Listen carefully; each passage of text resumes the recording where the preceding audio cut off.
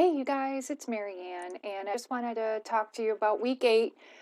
Uh, so, there's a quick discussion board, and again, like I had made mention, my whole point for discussions was to explore new and different topics that might not otherwise come up, and then foster collaboration and foster cooperation, and mainly foster community, a sense of community.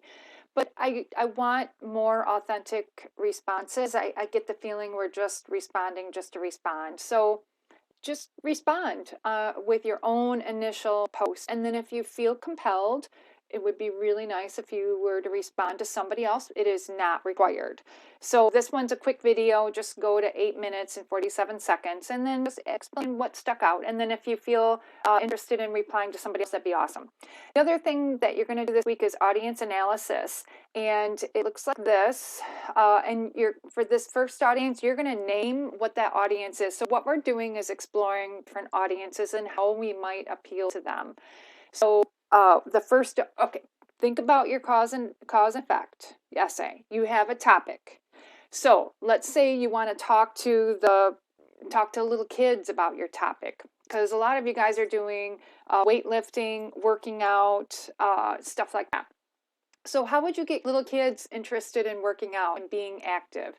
So that could be one of your audiences. So if that's the case, what kind of vocabulary would you use? Indicate some of the words. What kind of point of view would you use? And indicate, well, you don't have to indicate examples. What kind of genre? And so the genres, the options, and more are up here. And then what types of evidence, what kind of supporting information would you give? Would you have, like if you were talking to little kids, would you be talking to an old man to give testimony as to being active? Or would you talk to another child, and have that your audience, the little children, hear what the other little kid has to say? Or would you interview a teacher or a parent or a celebrity? So what would appeal to those children?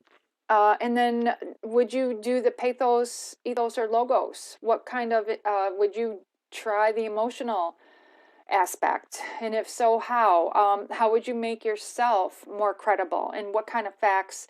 These all kind of tie in together, but I guess I was more after the emotional. Would you go that aspect? And then what types or examples of causes or effects would you include in your paper? Like if you were writing to teens about the positive effects of keeping active, your examples wouldn't be like shuffleboard, because teens aren't going to play shuffleboard. I mean, it would be maybe interesting to some, but your audience is teens. So what kind of activities would you make mention of that might draw their attention and convince them that, hey, this is actually a really cool idea to do, is to keep active, because then I get to do this. So maybe your audience is young children. What kind of activities would you include with that?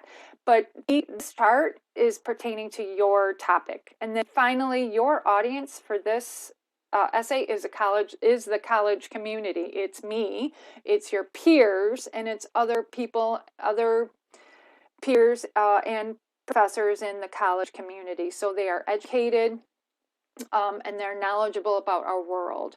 So think about, again, each of these types of ways to make your paper more appealing to them, make it more persuasive, and make them read it, you know?